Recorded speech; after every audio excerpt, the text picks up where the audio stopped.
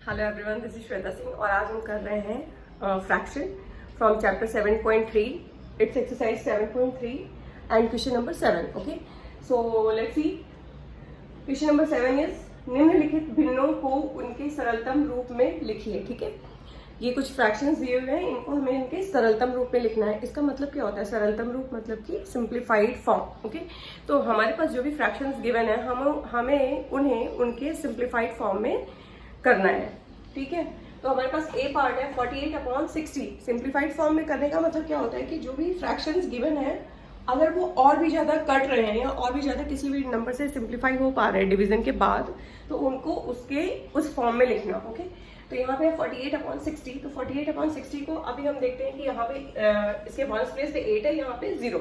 ठीक है, इफ दोनों में इवन नंबर्स आ रहे हैं दैट मीन्स कि ये किसी एक कॉमन टेबल से क्या होगी, कर सकती है.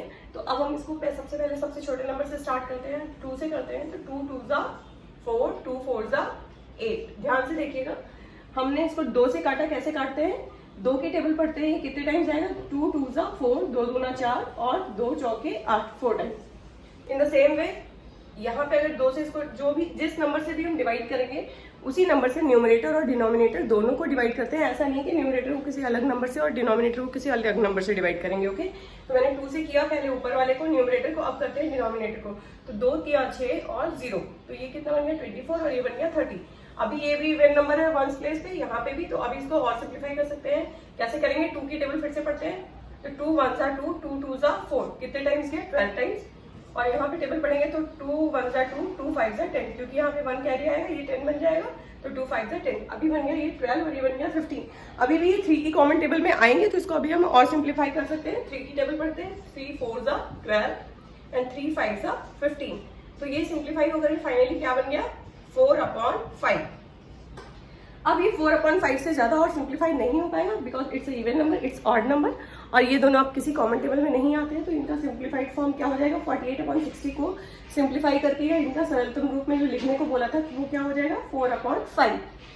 48/60 का सरलतम रूप क्या बन जाएगा? 4/5.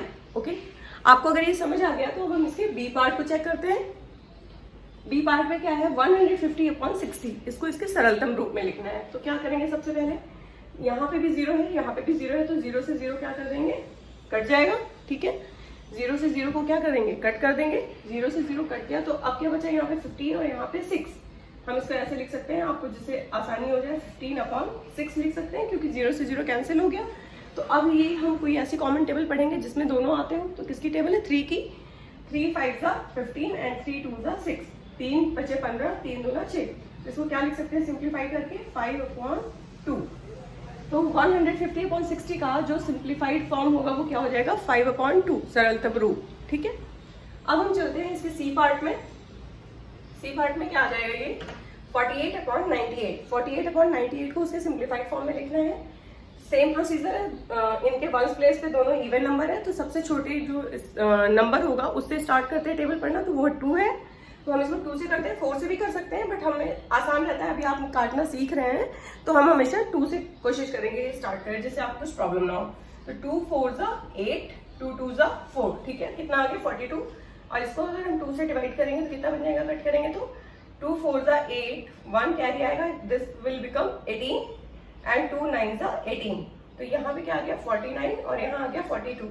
अब बताइए कि 42 और 49 किसी की कॉमन टेबल में आ सकते हैं या किसी की टेबल में? अगर मैं इसको 3 से करती हूँ, 3 एकम 3, 3 चौके 12 और यहाँ 3 एकम 3 और ये 19 बन जाएगा. वो नहीं कट पाएगा. ठीक है, तो 3 की टेबल में ये नहीं आएंगे. 7 से पढ़ते हैं. 7 21, 7 चौके 28, 7 5 35, 7 6 42. 7 से ये भी हो जाएगा और 7 से ये भी हो जाएगा. ठीक है, तो अब इसको और सिंप्लीफाई किसकी टेबल से पढ़ के कर लेंगे? 7 6 42, 7 6 42 और 7 7 49. तो कितना बन गया सिंप्लीफाइड फॉर्म में? 6/7. Now 84/98 will become 6/7. ओके, तो इसका सिंप्लीफाइड फॉर्म या फिर सरलतम रूप 84/98 का क्या बन जाएगा? 6/7. Now move to the next part. It's D part. 12/52. इसको कैसे करेंगे? Same procedure. यहाँ 12 है, यहाँ 52 है. दोनों के वंस प्लेस पे इवन नंबर है और 2 है. दिख रहा है? तो हम इसको सबसे पहले 2 से कट करते हैं. तो क्या बन जाएगा? 2 6 12, 2 2 4, 1 कैरी. It will become 12, 2 6 12. ठीक है, समझ आया? यहाँ आ गया 6, यहाँ आ गया 26। अब हमें फिर से इसको एक बार 2 से कट करते हैं तो क्या बन जाएगा, 2 3 जा 6, 2 1 जा 2, 2 3 जा 6, 13 और 3। 13 और 3 किसी भी कॉमन टेबल में नहीं आते, तो इनका सिंप्लीफाइड फॉर्म क्या बन जाएगा, 3/13। सरलतम रूप क्या हो गया, 3/13। Now move to the E part. E part को मैं यहाँ पे कर दूं, या आप नोट डाउन कर चुके होंगे। ये हमारा ई पार्ट, ई में दिया हुआ है 7/28, ठीक है, 7/28। इसको इसके सरलतम रूप में लिखना है, तो ये बहुत सिंपल है। किस टेबल से कट जाएगा, 7 1 जा 7, 7 4 जा 28, 7 एकम 7, 7 चौके 28। तो ये क्या बन गया, 1/4। ये इसका क्या बन गया, सरलतम रूप। आई होप कि आपको ये सारे जो भी फ्रैक्शंस दिए थे, इनको इनके सिंप्लीफाइड फॉर्म में कैसे हम रिप्रेजेंट कर सकते हैं, कैसे मैंने कट किया, इसे आपको अगर कुछ भी समझ नहीं आता तो एक बार वीडियो को रिपीट करके देखिएगा, आपको समझ आ जाना चाहिए। क्योंकि मैंने बिल्कुल बहुत ही लो लेवल से समझाया है कि 2 से, और इवन नंबर है, वंस प्लेस को चेक करते हैं, अगर दोनों ऊपर नीचे न्यूमरेटर और डिनोमिनेटर को हम हमेशा सेम नंबर से डिवाइड करते हैं। आपको ये सब समझ आ जाएगा। और आप अब हम मूव करते हैं इसके नेक्स्ट पार्ट पे। ये है क्वेश्चन नंबर 8 फ्रॉम एक्सरसाइज 7.3 का क्वेश्चन नंबर 8 है। चलिए इसको देखते हैं कैसे करेंगे। क्वेश्चन नंबर 8, रमेश के पास 20 पेंसिल थी, शीलू के पास 50 पेंसिल और जमाल के पास 80 पेंसिल थी। 4 महीने के बाद रमेश ने 10 पेंसिल तथा शीलू ने 25 पेंसिल का प्रयोग कर ली और जमाल ने 40 पेंसिल प्रयोग कर ली। प्रत्येक ने अपनी पेंसिल की कौन कौन से भिन्न प्रयोग कर ली है। ठीक है, क्वेश्चन बहुत बड़ा सा है। It's a word problem. इसे हम क्या बोलते हैं, वर्ड प्रॉब्लम, जिसको कि देख के बच्चे क्या करते हैं, जनरली डर जाते हैं कि ये तो बहुत ही टफ होगा, इतना बड़ा है। बट इट्स वेरी सिंपल, सबसे सिंपलेस्ट होता है। वर्ड प्रॉब्लम में बस अंडरस्टैंडिंग की जरूरत है कि वो जो भी कह रहा है, अगर आप वर्ड टू वर्ड उसे समझते जाते हैं और उसको जैसा वो कह रहा है वैसे करते जाते हैं, इट्स वेरी सिंपल। ओके, तो अब हम क्या करते हैं कि ये क्या कह रहा है कि रमेश के पास 20 पेंसिल थी, तो टोटल रमेश के पास कितनी पेंसिल्स थी, 20। और टोटल मैंने आपको बताया कि टोटल नंबर ऑफ पार्ट्स हमेशा कहाँ होते हैं, नीचे मतलब न्यूमरेटर में या डिनोमिनेटर में, डिनोमिनेटर में। न्यूमरेटर हमेशा ऊपर होता है, डिनोमिनेटर नीचे होता है। ऊपर अंश होता है, नीचे हर होता है। हर को क्या बोलते हैं, डिनोमिनेटर। तो रमेश के पास टोटल कितनी पेंसिल थी, 20। इसी तरीके से शीलू के पास कितनी थी, 50। और जमाल के पास कितनी थी, 80। ठीक है, तो तीनों के पास जितनी जितनी पेंसिल थी, मैं उसको यहाँ लिख लेती हूँ। सोल्यूशन आपको दिखेगा शायद, नीचे यहाँ बोर्ड दिख रहा है। ठीक है, तो सबसे पहले रमेश के पास कितनी थी, टोटल जो भी होता है वो हमेशा नीचे लिखते हैं, कहाँ पे, डिनोमिनेटर में। तो मैंने कितना लिख दिया यहाँ, 20। रमेश के बाद कौन था, शीलू के पास टोटल कितनी थी, 50। फिर कहाँ आ जाएगा, नीचे डिनोमिनेटर में।